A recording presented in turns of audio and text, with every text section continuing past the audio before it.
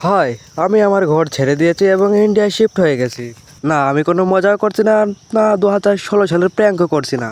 बाबा जी, हाँ जी, वो जो छेलूनी है ना, ওকে আমি थोड़ा सा प्रेग्नेंट कर दिया हूँ। কি বললি তুই? প্র্যাঙ্ক প্র্যাঙ্ক বাবাজি প্র্যাঙ্ক।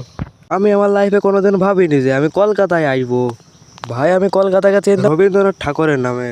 তিনি কতটা মহান ব্যক্তি ছিলেন, তার জামানায় আমার ছোট কমন করতো। রবীন্দ্রনাথ ঠাকুর যে আপনার রিসেন্ট কবিতার মজাই আসছে না, আমার মনে হয় আপনি আগে ভালো করতেন। এবার তো কে হয়ে গেল জানেন না। কি বলবো ভাই, আগের মতো আর ভালো লাগে না। আমি এখন আনসাবস্ক্রাইব করে দিছি। ঠিক এইরকমটাই হতো আমি যখন নতুন কিছু করার ট্রাই করতাম। We want to type in video back, old type in video দাও না। আর এভাবেই তো আমি নতুন কিছু করার ট্রাই করতে পারবোই না। আর আজ থেকে এটা বন্ধ করো, আর আজ থেকে লিখে দাও নিউ নোট ইউর টাইপ। শুধু আমার না, বাকি ইউটিউবারদের এরকমই কমেন্ট আসার চাই। আর ওদেরকেও নিউ নোট ইউর টাইপ হওয়ার জন্য জবরদস্তি করো। আমার শুধু জানার ছিল যে তোমরা ফালতু জিনিস কতটা ভাইরাল করতে পারো। এসব বাদ, ব্যাক টু কলকাতা। কলকাতাতে আমার বন্ধু বানানো অনেক সহজ হয়ে গেছিল। আর এখানে সবাই বাংলাতে কথা বলে, আমিও তো একজন বাঙালি।